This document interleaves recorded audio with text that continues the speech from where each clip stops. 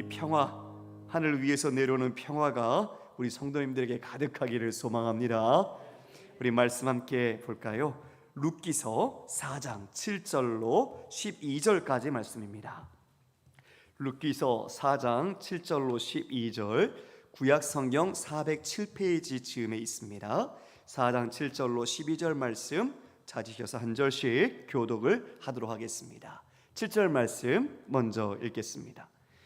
옛적 이스라엘 중에는 모든 것을 무르거나 교환하는 일을 확정하기 위하여 사람이 그의 신을 벗어 그의 이웃에게 주더니 이것이 이스라엘 중에 증명하는 전례가 된지라.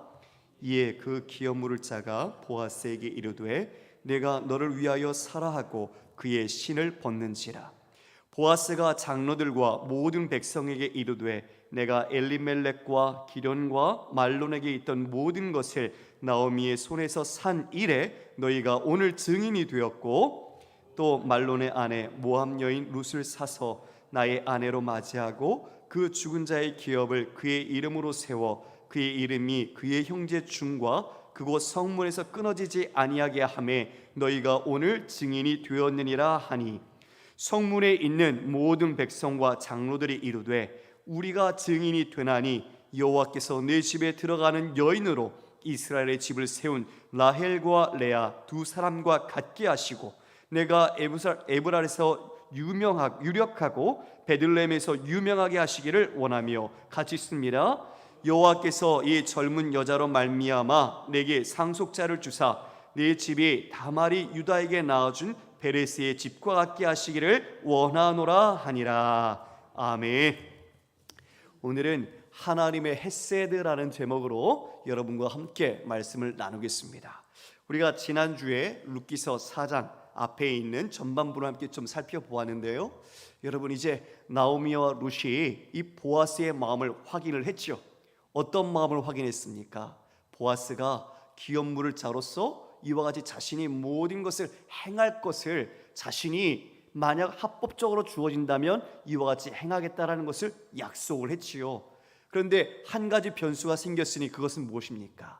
기업 물을 자로서 가까운 친족이 보아스보다 더 가까운 사람이 누가 있다라는 것이죠. 그래서 그 사람과 함께 이 모든 일을 잘 정해서 그와 같이 이제 보아스에게 이 모든 권한이 합법적으로 주어지면 이 모든 것을 실행하겠노라고 약속을 했었습니다. 이에 시어머니 나오미와 룻이 이제 이 일이 어떻게 되는가 우리가 보자라고 하며 그와 같은 마음으로 기도하고 하나님의 은혜를 구했지요. 그래서 마침 이제 보아스가 그 다음날 성문에 가서 앉아 있었는데 그때 누가 지나가는 거예요? 누가 지나갔죠? 옆집 아저씨가 지나갔나요? 누가 지나갔습니까? 예, 마침 자기 그 보아스보다 먼저 그 기업 물을 우선권이 갖고 있는 사람이 지나가는 거예요.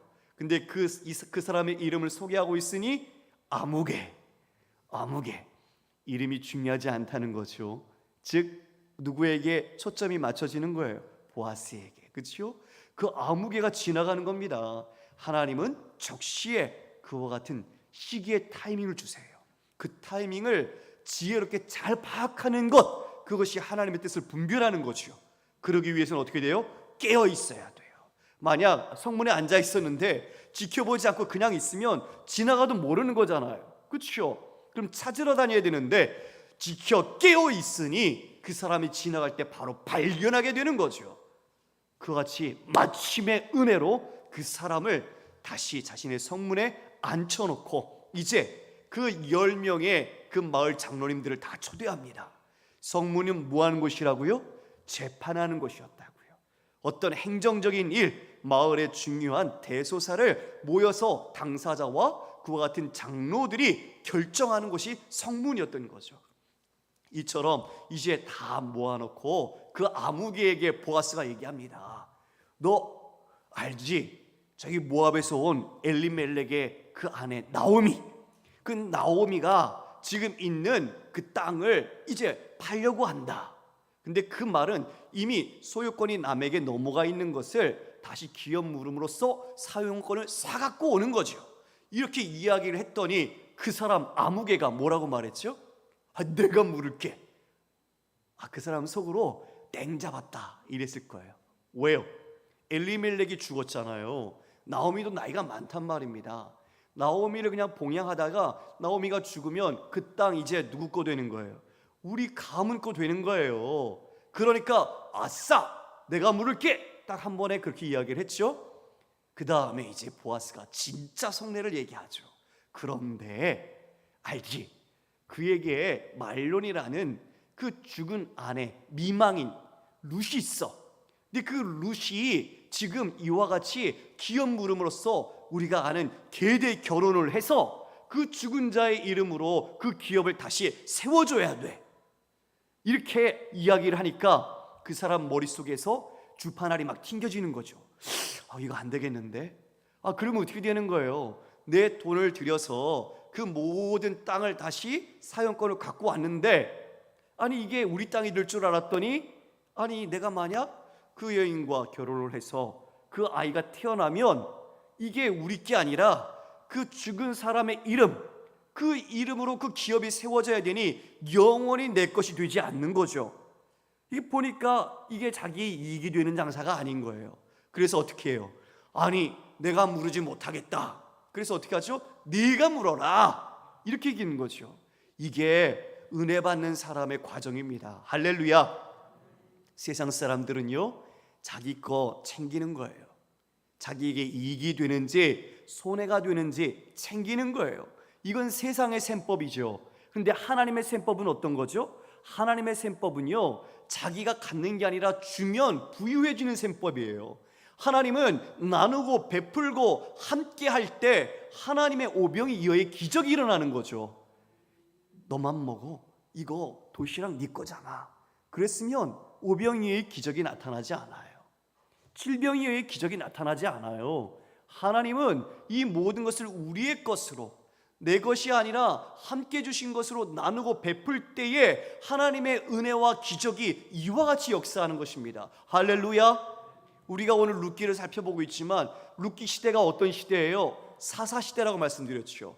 사사기 시대는 자기의 소견에 옳은 대로 내가 왕이 되어서 살았던 시대입니다. 그러니까 다른 사람을 챙겼겠습니까? 자기 것만 생각하는 거죠. 내 가족, 내 일, 그리고 내가 이루어서 얻을 그런 결과물들, 이것만 생각하는 시대가 사사기 시대였어요. 남을 배려하지 않아요. 분명히 하나님께서는 율법을 통해서 고아와 과부와 나그네 이 모든 사람을 돌보라고 했는데 그렇게 돌보지 않는 그런 시대의 모습이 사사기였다고요. 그러니 지금 이 아무개는 그 시대를 상징하고 있는 다른 한 사람과 똑같아요. 지금 우리가 살고 있는 이 현실의 세계도 별반 다르지 않죠.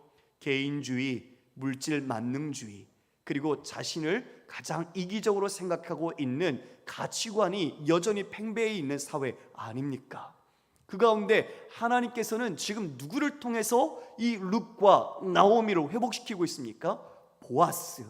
보아스는 율법이 정해진 것을 넘어서 헤세드, 사랑을 베풀고 인애를 베풀고 배려해주는 예수님의 예표적인 모습을 담고 있잖아요. 바로 이와 같이 보아스를 통해 하나님은 은혜의 손길을 통해서 더 많은 사람들이 생명을 얻고 살아나도록 하나님의 백성으로 온전히 세워지도록 하나님 역사하시는 것입니다. 할렐루야. 여러분, 우리가 5월 가정의 달이라고 우리는 별도로 기념하며 지내요. 우리가 우리 가족만 생각하면 그게 가족일까요? 아니겠죠. 하나님은 이 땅에 예수 그리스도 자신을 통하여 영적인 가족을 만드셨어요. 누가 내 어머니며 내 형제냐? 말씀하셨죠. 내 뜻, 아버지의 뜻대로 행하는 자라야 바로 우리의 어머니, 우리의 가족, 우리의 형제다. 우리 주님은 우리에게 예수 그리스도로 영적인 가족을 만들어 주신 것입니다. 할렐루야. 바로 그 가족이 바로 우리잖아요. 그러면 우리는 서로 돌보며 서로 사랑하며 이처럼 보아스처럼 내 것을 희생하고 손해하더라도 다른 사람이 나로 인해 부유하고 행복하고 살아날 수 있다면 우리가 그렇게 하는 것이 바로 복받은 자, 바로 하나님의 은혜를 입은 자라는 것을 기억해야 할 것입니다. 이처럼 보아스가 그와 같이 이젠 합법적으로 그 모든 권한을 받게 되는 거죠. 오늘 그것이 이와 같은 신발과 또 증인의 이야기로 전개가 되고 있습니다. 우리 7절 한번 볼까요? 7절에 보니 이렇게 말하네요. 옛적 이스라엘 중에는 모든 것을 물으거나 교환하는 일을 확정하기 위하여 사람이 그의 신을 벗어 그의 이웃에게 주더니 이것이 이스라엘 중에 증명하는 전례가 된지라.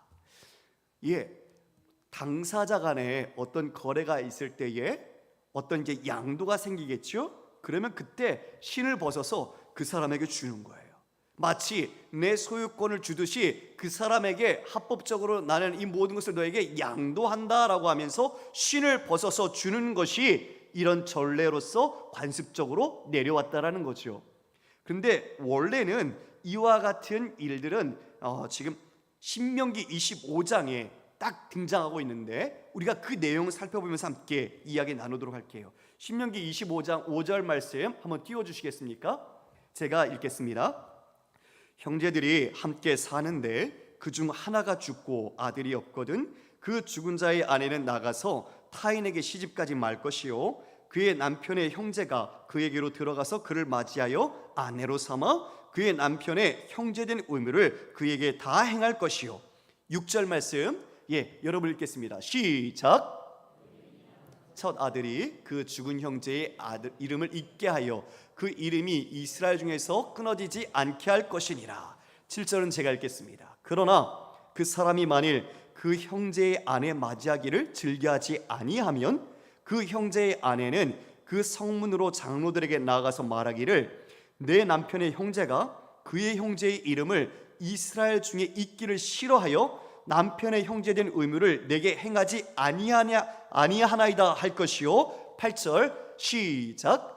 그 성읍 장로들은 그를 불러다가 말할 것이며 그가 이미 정한 뜻대로 말하기를 내가 그 여자를 맞이하기를 즐겨하지 아니하노라 하면 그의 형제의 아내가 장로들 앞에서 그에게 나아가서 그의 발에서 실을 벗기고 그의 얼굴에 침을 뱉으며 이르기를 그의 형제의 집을 세우기를 즐겨 아니하는 자에게는 이같이 할 것이라 하고 10절 같이 있습니다. 시작. 이스라엘 중에서 그의 이름을 신벗긴 받은 자의 집이라 부를 것이니라. 아멘. 신명기에 나오는 계약과 관련된 즉 계대 결혼과 관련하여 이와 같이 이 모든 양도를 거부하는 자 그들에게는 이와 같이 수치를 주라고 이야기된 거죠. 형제 중에 형제가 아들이 없이 죽었어요. 그러면 그 다른 형제가 그 형수 아니면 제수 이와 같은 과부와 함께 결혼을 해서 그 형제의 자식을 이어갈 수 있도록 즉 그 기업의 이름이 사라지지 않도록 이와 같이 하나님께서 말씀해 주셨는데 그것을 나는 하지 못하겠다고 거부한 사람은 이처럼 그 장로들 앞에 가서 이와 같이 그 여인과 함께 더불어 이런 말을 하는 것이요 그의 발에서 신을 벗기고 그의 얼굴에 침을 뱉으며 이르기를 그의 형제의 집을 세우기를 즐겨하지 아니하는 자에게는 이와 같이 하라. 당시에도 아까 오전에 드린 것처럼 체면 문화가 중요했어요. 명예를 중시했단 말이죠. 그런데 그 얼굴에 침을 뱉고 그 신을 벗는 거죠. 그것은 신벗김을 받은 자의 집이라 즉 수치와 창피 자신이 해야 될 책임을 온전하게 지지 않은 부끄러운 집이다라고 표시해 주는 겁니다. 원래의 취지는 그랬습니다. 그런데 이것이 시간이 지나 지금 오늘 보고 있는 룻기서에서는 이처럼 자신의 소유권을 양도하는 그런 표징으로서 신발을 벗어주는 것으로 되는 것이죠. 이제 공식적으로 소유한 그 재산을 이제 보아스가 물을 수 있도록 모든 두 사람 간의 어떤 약속 이런 보증은 끝난 겁니다. 이제 두 가지 말만 남았어요. 그 말은 곧 기업 물을 자가 된 보아스가 자신이 어떻게 하겠다라는 이야기 그리고 그 성읍의 장로들 같이 있는 10명이 증인으로서 공증을 하는 자리만 남은 겁니다. 오늘 그 내용이 이와 같이 나타나 있죠. 이제 8절에 보니 이렇게 표현하고 있네요. 그 기업 물을 자가 보아스에게 이르되 내가 너를 위하여 살아 하고 그의 신을 벗는지라. 이제 신을 벗어서 보아스에게 주었습니다. 이제 보아스는 정당한 권리를 가지고 기업물을 자로서 행사할 수 있게 된 거죠. 이에 9절에 보아스가 이렇게 말합니다. 같이 읽어볼까요? 시작. 보아스가 장로들과 모든 백성에게 이르되 내가 엘리멜렉과 기련과 말론에게 있던 모든 것을 나오미의 손에서 산 이래 너희가 오늘 증인이 되었고. 그렇죠, 증인이 되었어요. 이제 이 모든 것을 내가 감당하겠다라는 것을 천명했고 그 자리에 있는 사람들이 증인이 되었다라고 이야기합니다. 그리고 10절에는 계대 결혼을 이제 이야기해요.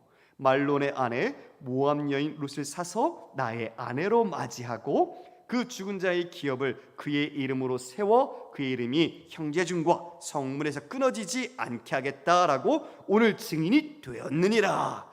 두 가지를 명확하게 그 증인들 앞에서 이야기를 합니다. 정리하면 이런 거죠. 저를 보시겠습니까?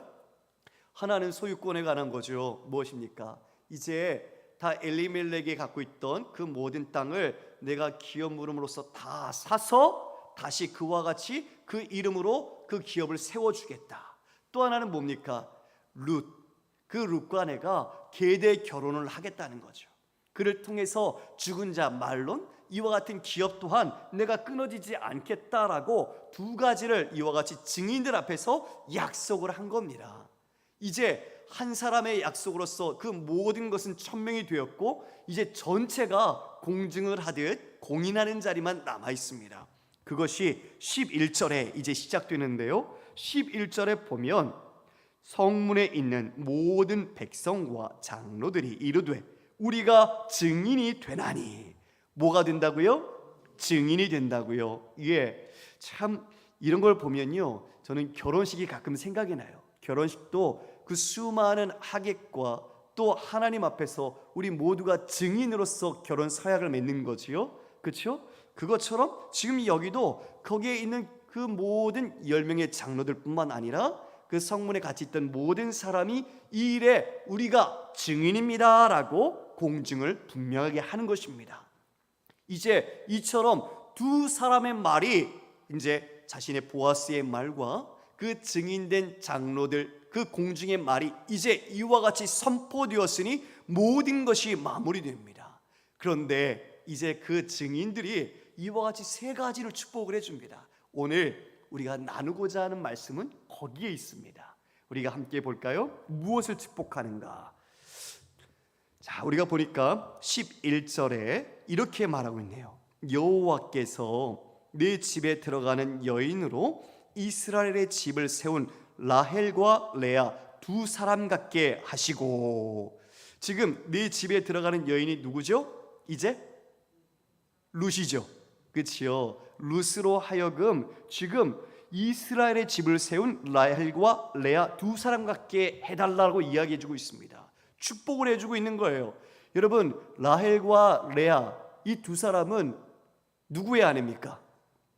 야곱의 아내죠. 야곱의 아들이 몇 명이죠? 12명. 12명이 각각 이스라엘에 무엇이 되었습니까? 12지파의 시조가 되었죠. 그렇죠?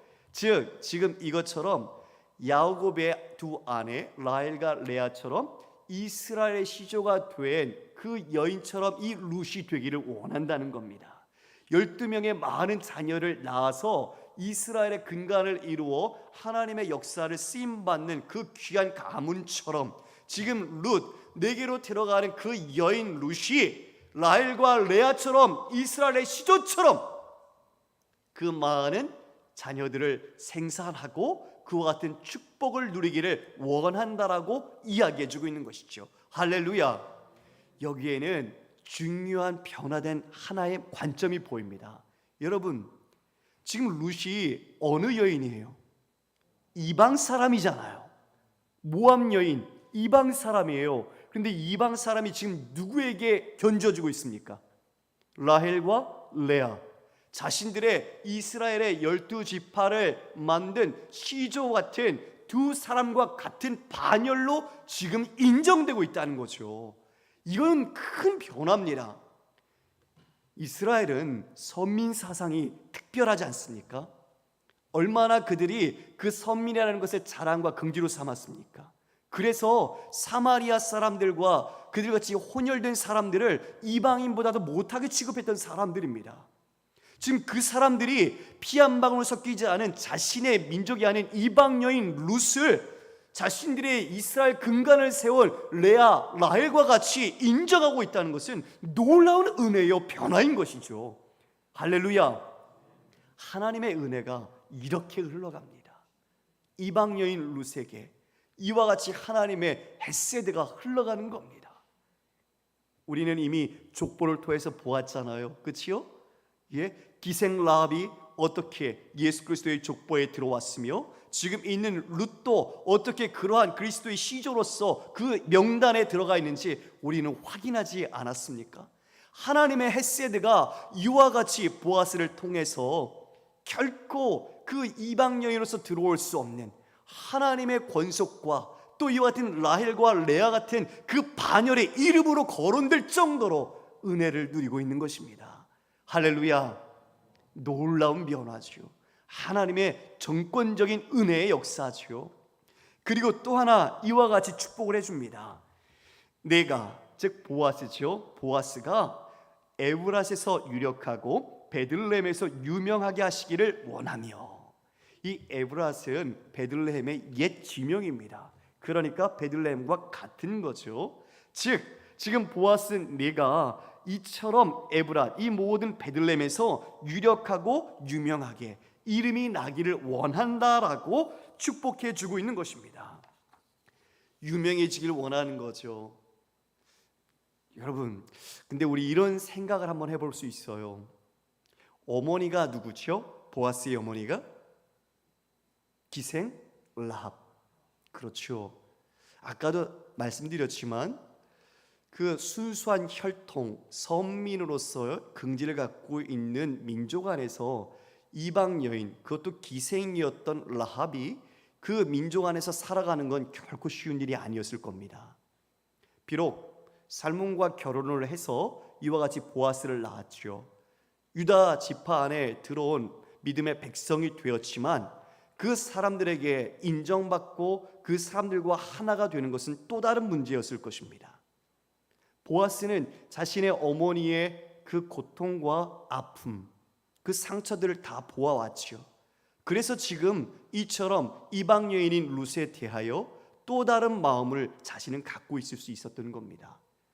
인지상정, 그 모든 것을 공감하고 체휼했었던 바로 이 보아스는 어머니의 심정과 같이 바로 이 룻의 심정을 이해하고 하나님의 인애와 헤세드를 베풀 수 있었던 거죠. 그 상황 속에 룻도 만만치 않은 삶을 살고 있는 것입니다. 여러분, 이제 오벳이라는 아들을 낳게 될 거예요. 그 오벳을 통해서 다윗이 나중에 오게 되지요. 너무나 이름 지금 유력해지고 유명해지기를 원한다는 그 축복처럼 보아스는 그러한 은총을 입게 됩니다. 할렐루야. 사랑과 은혜, 인애를 베풀었더니 하나님께서 그와 같은 구원의 역사의 계보로 사용하시는 거죠. 하나님의 마음, 그 영혼을 헤아리고 그 영혼을 긍휼히 여기고 그를 향한 헤세드를 베풀었을 때에 하나님이 그 감은 그 사람을 통하여 여실히 역사하시고 하나님의 큰 은총을 베푸는 것을 우리는 보게 되는 것입니다. 하나님은 정말 우리를 아십니다. 보아스의 마음, 그 율법, 정해져 있는 사회적 기준과 규율을 넘어서 하나님의 마음으로 또 어머니를 보면서 가졌던 그 애통한 마음으로 이와 같이 룻을 사랑하는 마음을 가지고 행했을 때에 하나님께서 오벳이라는 그 아들을 주셔서 이처럼 다윗 왕 이어 예수 그리스도께서 오시는 믿음의 계보에 사용하지 않으십니까? 얼마나 영광스럽고 유명해진 믿음의 귀한 사람입니까? 우리 모두도 그와 같이 하나님의 헤세드, 그 인애를 통해 많은 사람들을 살리고 하나님의 은혜를 베푸는 믿음의 귀한 삶이 되시기를 주의 이름으로 축원합니다. 또 한 가지를 가장 축복해 주는데요, 우리 12절 말씀 함께 읽어볼까요? 12절 시작. 여호와께서 이 젊은 여자로 말미암아 내게 상속자를 주사 네 집이 다말이 유다에게 낳아준 베레스의 집과 같게 하시기를 원하노라 하니라. 하나님께서 축복해 주시기를 원하는데 어떤 집과 같기를 원하냐면 다말이 유다에게 낳아준 베레스의 집과 같기를 원한다라고 말을 하고 있습니다. 여기에는 사연이 있지요. 그 아브라함부터 비롯해서 수많은 이스라엘의 위대한 사람들이 있는데 왜 지금 이 보아스와 룻에게 이 베레스 이야기를 하면서 축복을 하는 데는 연유가 있는 것입니다. 여러분, 유다와 다말 어떤 관계지요?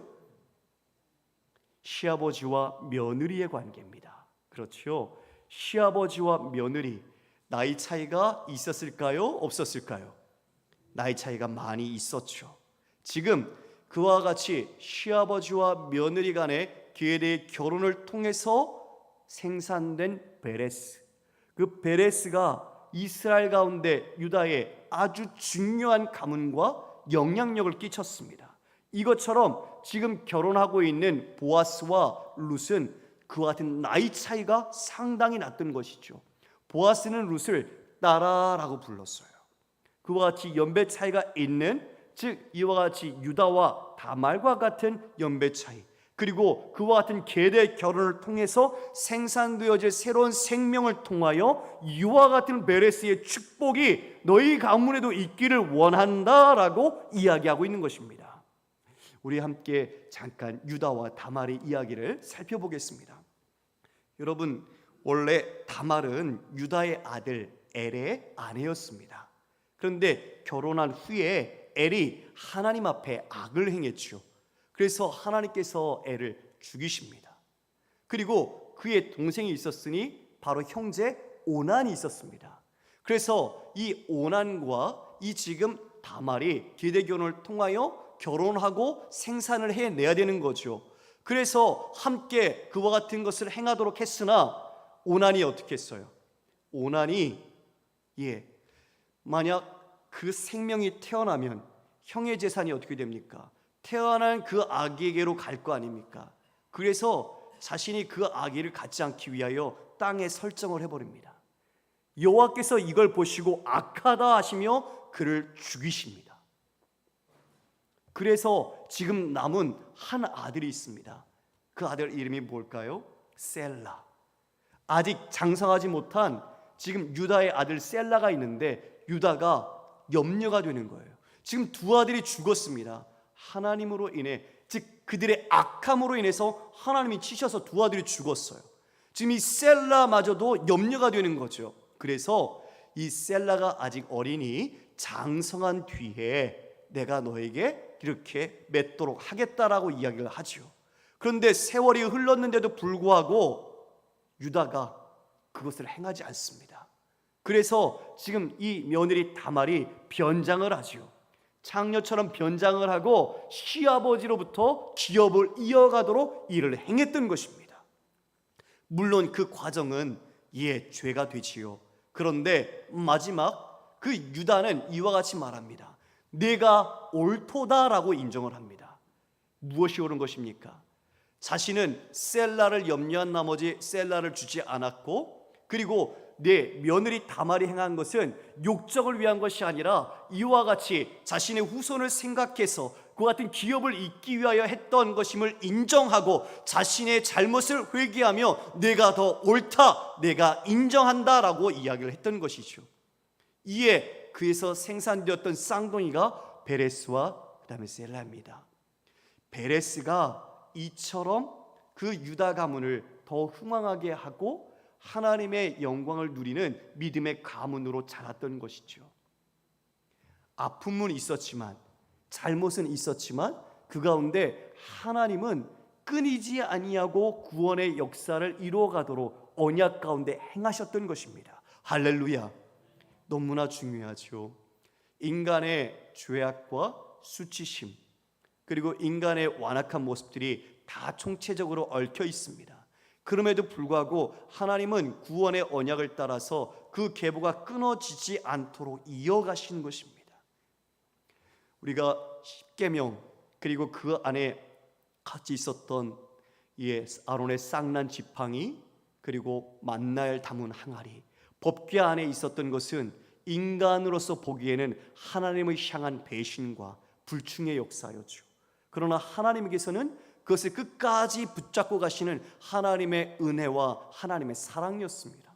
이처럼 하나님께서는 인간이 완악하고 인간이 수치스럽고 인간이 죄된 모습들이 이렇게 많지만 그 가운데서도 하나님은 손을 놓지 않고 계셨으니 그 모든 것 가운데서도 한 생명 한 생명을 인도하셔서 예수 그리스도까지, 그리고 예수 그리스도를 넘어 바로 우리에게 이르기까지 하나님의 은혜를 이와 같이 내려주신 것입니다. 할렐루야. 여러분, 우리는 이제 이 룻기서를 다음 주면 마감하게 될 겁니다.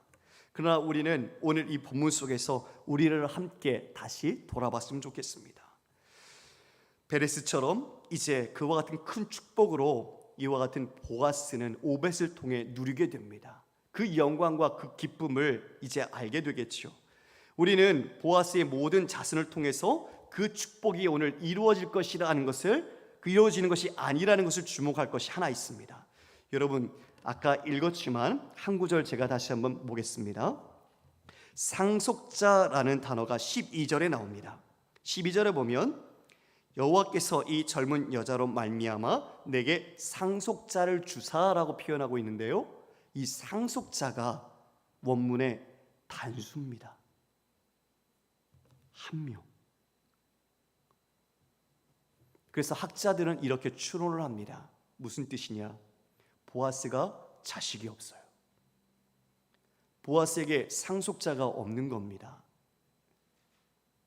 그 보아스에게 이제 새로 이 룻을 통해 태어나는 자녀는 말론의 기업과 보아스의 기업을 이어갈 하나님의 사람이 되는 거죠.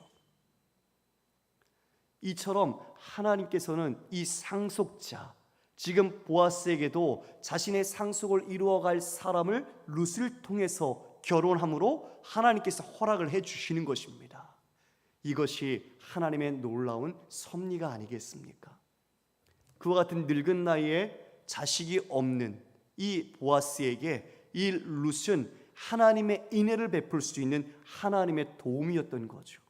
마찬가지로 나오미와 룻도 그 보아스의 그 사랑과 인애로 하나님 안에서 다시 기업을 세울 수 있는 하나님의 은혜를 입은 자들이 되었던 것이죠. 하나님은 이처럼 은혜와 실수가 없으신 분이십니다. 할렐루야. 우리가 늦었다, 우리는 아니다, 나는 끝났다가 아니라 하나님의 손길은 짧지 않고 하나님의 귀는 가려지지 않아서 언제나 어디서나 우리를 향하여 간구하는 기도를 들으시고 하나님의 손길은 우리를 붙잡고 있다는 것을 여러분 꼭 잊지 마십시오. 이처럼 이제 그 상속자를 통해 보아스와 말론 그 기업들이 다시 하나님의 이름에서 잊혀지지 아니하고 온전히 영원히 우리에게처럼 들려지게 되는 것입니다. 가문이 끊어져 기억할 자손이라고 없던 룻, 나오미, 이제 그들은 역사 속에서 두고두고 기억되는 여인이 되었습니다. 룻은 자기도 모르게 모든 백성을 위한 구원과 축복의 통로로 쓰임받았지요. 룻의 이야기가 사사기 시대에 쓰여졌다는 것을 말씀드리는데요, 희망이 사라져버린 이 시대에, 그 시대 여호와께서는 은밀하고 그리고 적극적으로 이 일들을, 구원의 역사를 이루어 가고 계셨던 겁니다. 아무리 부패하고 아무리 사람들이 완악하고 사람들이 믿는 사람을 공격하고 핍박할지라도 하나님의 구원의 역사는 우리 아주 깊숙이 하나님의 은혜의 물줄기가 저변에 흐르듯 조용히 잠잠히 우리 안에서 흐르고 있었던 것입니다. 하나님은 이제 보아스와 룻을 통하여 하나님의 언약을 이루어 가십니다. 유다의 술수, 잘못, 그것은 하나님의 계획을 멈출 수 없었지요. 그리고 인간의 수치와 악행마저도 하나님의 언약을 무효로 만들 수 없음을 베레스의 출생을 통해서 우리는 확인할 수 있었습니다. 그렇게 끊어질 듯 끊어지지 않고 하나님의 구원의 역사는 바로 우리에게, 그리고 또 우리를 넘어 우리의 자녀 손들에게 이어져 갈 것입니다. 그렇게 큰 은혜를 받은 사람이 바로 우리입니다. 할렐루야. 이와 같은 하나님의 놓지 않는 손길이 바로 우리를 향하신 하나님의 마음이셨던 겁니다. 사랑하는 성도 여러분, 은혜를 받은 사람은 은혜를 베푸는 사람이 됩니다. 보아스처럼 자신의 어머니를 통해 그 모든 아픔과 상처를 경험했던 사람은 그와 같은 환경을 가진 여인을 긍휼과 사랑과 은혜로서 하나님의 마음으로서 품게 되는 것입니다. 이것이 성도가 살아가는 삶의 태도여야 할 줄 믿습니다. 감사와 은혜는 그래서 베풀수록 커집니다. 이것이 신앙의 축복의 원리입니다. 여러분, 감사하십시오. 여러분, 은혜를 더 베푸십시오. 그리고 여러분, 더 하나님께 간구하십시오. 하나님은 들으시고 하나님은 역사하시는 분이시기 때문입니다.